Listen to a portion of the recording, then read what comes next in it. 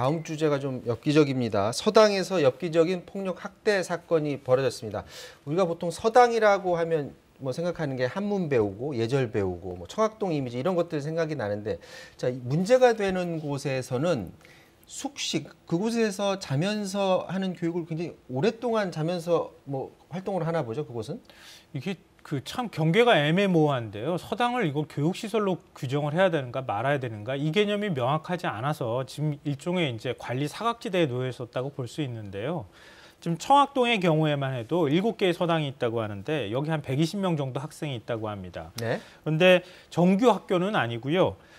개인 교습소라든가 학원으로 등록했거나 아니면 학원조차도 등록하지 않은 경우도 여기에 포함되어 있다고 합니다. 근데 인근의 학교에 다니면서 인성교육 차원에서 이 서당을 보내는 학생들도 일부 있다고 하고요. 네. 아예 학교를 그만두고 학교 생활에 적응을 못하거나 또 학교 생활을 할 수 없는 학생들이 검정고시를 준비하면서 서당 생활을 아예 기숙 생활을 하는 경우도 있다고 합니다. 그러니까 이번에는 그런 학생들을 중심으로 해서 문제가 생긴 것 아닌가 이렇게 보입니다. 이 서당은 이제 최근에는 학원으로 규정하지 않나요?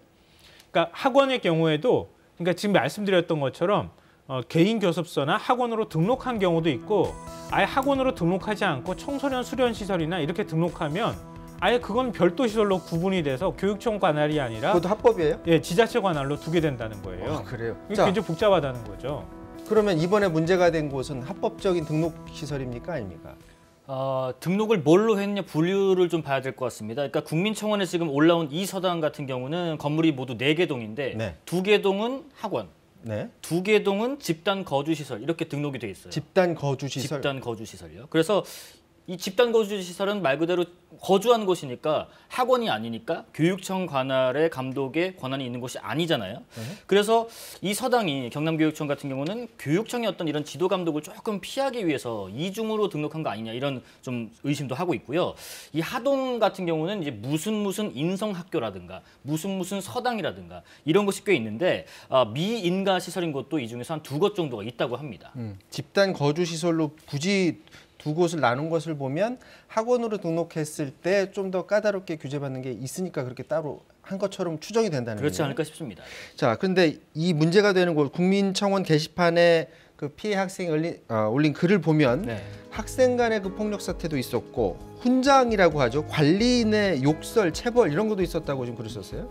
그렇습니다. 그 학생들끼리 뭐 폭행이나 성적 수치심을 불러일으키는 일도 있었는데 말씀하신 것처럼 훈장격인 이제 관리인이 뭐 욕설하거나 체벌하는 게 다반사였다고 얘기를 해요. 예를 들면 뭐 싸우면은 불러서 뭐 따귀를 때린다든지 아니면 뭐 욕설을 퍼붓는다든지 약간 뭐 비하하는 식의 그리고 뭐 애들끼리 뭐 그럴 수도 있지 하면서 그냥 넘긴다든지 뭐 이런 일들이 왕왕 있었다고 합니다. 자. 그래서 제가 그 해당 서당 직접 다녔던 그 분들 학생들 증언하고 서당 관계자들 얘기를 좀 준비를 해봤는데 그걸 한번 들어보겠습니다. 네, 듣죠. 수업은 없었어요. 입사할 때는 뭐 부모님한테 제가 잘 키워해서 잘해주겠다 이렇게 말을 하시고 그냥 그러다가 이렇게 딸이 이렇게 때린다든지 그냥 그런 식으로 하고 이게 거의 상황이 그 정도는 더 심할 뿐 거의 똑같다. 병원 수소가 있는데 이제 거기도 소방 원장들이랑 소방 관계자들이 거기서 지키고 있거든요. 무슨 일이 있을 때 그걸 해결 안 해주고 방관하고 있었구나 그런 적은 단 한 번도 없고요. 그러니까 그거를 어떻게든 제가 지금까지 해온 교육 방식으로 해결을 해줬고. 자, 지금까지 해온 해결 방식으로 해결했다는 게 지금 뭔가요? 그러니까 대충 흐지부지 그냥 사건을 덮어버렸다는 얘기가 되는 거예요. 그러니까 서당에서도 이런 문제가 발생했을 때 이게 사회적 문제가 되고 예를 들면은 지금 말씀하셨던 것처럼 교육청에서도 관할이 있는 겁니다. 그러니까 시설 4개 중에 2개로 분리가 돼서 이 두 개 학원으로 등록되어 있는 곳은 교육청 관리 감독 하에 있는 거거든요. 네. 만약에 여기서 문제가 생겼다고 하면은 제재 조치를 받을 수 있기 때문에 문제 삼지 않도록 하는 이런 방법들을 선택했다는 거예요. 그러니까 학생들이 저 이렇게 폭행당하고 있어요. 이거 어떻게 좀 해주세요. 이렇게 얘기를 하면은 아이 뭘 그럴 수도 있지. 그러면서 자 그냥 화해하고 끝내 이런 식으로 그냥 덮어버리는 일들이 발생했다는 겁니다. 자, 교육당국의 관리 부실, 감시 감독의 사각지대가 화를 키웠다라는 그런 지적이 많은데요. 경상남도 교육청 관계자의 말 한번 들어봤습니다. 우리가 가정집에 애들 아동 학대를 한다든지 이런 경우도 부모가 뭐 어떻게 옆에 주위에 신고하면 모른다 아닙니까? 서당이라는 공간 자체가 이미 서당의 숙소로 운영되고 있었기 때문에 저희들이 그걸 갖다가 할 수 있는 방법이었습니다. 경찰에 수사 의뢰해서 그것도 실질적으로 크게 보면 학원에 해당한다 그 결정이 난다면 인허가 부분에 있어서 폐쇄 조치를 할 수 있을 것이라고. 자, 경남교육청이 그래서 뒤늦게 수습에 나섰다고 하는데 어떻게 지금 수습을 하고 있죠? 이게 수습 대책을 좀 내놨는데요. 그 경남 교육감이 최근에 기자들하고 간담회를 하면서 이런 얘기를 했습니다. 그 과거에도 서당 내에서 이 성폭행 관련된 등 사건이 있어가지고 직접 개입을 하려고 했는데 그때도 일부 시설만 학원으로 등록돼 있어서 우리가 지도 감독하려는 하는 권한이 좀 피해가는 그런 일이 있었고 추후에 경찰 수사 결과에 따라서 강력한 조치가 행정 조치가 필요하면 하겠다 이런 얘기를 내놨습니다. 뭐 지금 서당 내에서 저런 폭력 사태가 지금 이슈화된 게 제 기억으로는 이게 처음인 것 같은데요. 크게 이슈화된 게. 그럼 앞으로 저 서당 문제를 어떻게 해결해야 되느냐? 바로잡는 방법에 있어서 아예 서당을 폐쇄해라 뭐 이런 목소리도 있나 봐요. 그건 바람직하지 않은 방법 같기도 하고요. 그렇죠. 어딘가에 학생들이 가 있어야 할 곳이 필요하거든요. 일반 우리가 얘기하는 그 정규 학교 외에 지금 비정규 학교들이 굉장히 많이 있는 상황입니다. 그렇죠. 그러니까 그걸 일반적으로 대안학교라고 부르기도 하고요. 그럼 대안학교에서 문제 생겼다고 대안학교 다 문 닫게 해야 될 것이냐 이런 논리로 가게 되거든요. 그러니까 지금 그동안에도 관리감독권이 교육청에 있다고 봐야 되는 거예요. 이게 대법원 판례에도 나오는 거고요. 그럼 교육청이 적극적으로 학원이든 개인 교습소든 관리감독 권한이 있으면 가서 관리감독을 하면 되는 겁니다. 근데 행정력이 부족하다 아니면 관심의 사각지대에 머무르고 있다 이래서 제대로 안 했던 거예요.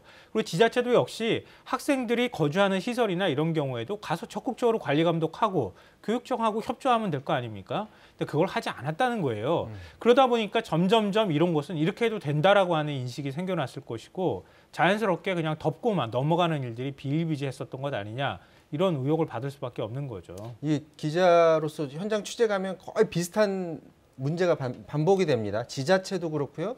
경찰도 그렇고요. 왜 현장은 안 가보고 서류만 가지고 하느냐라고 물어보면 아니 지금 사람은 나 혼자밖에 없는데 내가 언제 그 현장을 다 돌아다니냐. 그렇기 때문에 서류밖에 볼 수 없다라고 대답하는 경우가 많거든요. 똑같이 논란이 될 수도 있지 않을까요? 일반적인 뭐 우리가 흔히들 얘기하는 것처럼 유흥업소 단속하는 게 아니잖아요. 이건 교육시설이잖아요. 아이들이 머무르고 있는 시설이고요. 그러니까 처음 우리가 그 스쿨존 얘기 나올 때도 비슷한 얘기 했거든요. 예산이 부족한데 지금 어떻게 하겠습니까? 이렇게 얘기하는데 다 할 수 있잖아요. 그러니까 할 수 있습니다. 그러니까 할 수 있으면 그냥 하면 됩니다. 그걸 가지고 우리가 부족해서 못하겠습니다. 이렇게 얘기하면 안 될 것 같고요. 무슨 시설이 한 100곳, 200곳씩 되면 모르겠는데 그런 것도 아니잖아요. 그러니까 관심에 관한 문제라고도 생각합니다. 그러니까 그 어떤 업무 추진에 있어서 우선순위를 분명히 뭐 지자체도 그렇고요. 우선순위를 둔 데 있어서 좀 더 앞부분에 놓고 좀 해결해야 될 이슈가 아닌가라는 생각도 들고요. 자, 조금 다른 결의 얘기긴 하지만 이번에 그 학교 폭력 관련해서 이제 촉법 소년에 대한 처벌을 좀 더 수위를 높여야 된다라는 지금 지적이 나오는데 이번 그 수사 중인 사건도 한 명은 또 이 촉법 소년에 해당되나 봐요. 그래서 좀 그 가족들이 처벌을 좀 높게 해달라 이런 요청도 하고요. 이게 그 학생들 특히 나이 어린 학생이 뭔가 형사 사건에 연루가 된 것이 확인될 경우마다 사실 나오는 논란 중에 하나거든요. 그러니까 촉법 소년이라는 게 형사 처분을 받지 않는 그 대상을 말하는 것이고요. 10세에서 14세 사이입니다. 근데 가해자 중 한 명이 바로 이 나이대에 들어가는 거예요. 그러면 이렇게 심하게 가혹행위를 하고 폭행을 했는데 촉법소년이라는 이유로 형사처벌을 받지 않는 것은 문제가 있지 않느냐 이런 지적이 이제 뒤따라서 나오는 건데요. 그러니까 우리가 소년범에 대해서 얘기할 때 나이 자꾸 낮춰야 된다 이렇게 얘기하면서도 나이 그러면 낮추면 어느 정도 효과가 있는 것이냐 이런 거에 대한 검증이 일단 안 됐다고 하는 측면이 있고요. 또 하나는 이 청소년기에 1년, 2년은 나중에 어른기에 10년, 20년이 될 수도 있거든요. 굉장히 중요한 나이대거든요. 그러니까 그런 나이 때 처벌을 중심으로 해서 우리가 법제를 만드는 게 중요한지 아니면 교화나 교육을 중심으로 해서 만들 것인지에 관한 부분도 우리가 사회적으로 고민해보고 토론과 논의를 해야 할 필요가 있다고 생각합니다. 관건은 똑같은 범죄가 다시 반복되지 않도록 하는 게 중요한데 그게 뭐 법적 제도를 바꾸는 것이든지 아니면 지자체가 좀 더 해당 분야를 강화하는 것이든지 계기가 있을 때 확실하게 그걸 우선순위에 둬서 좀 추진을 해야 될 것 같습니다.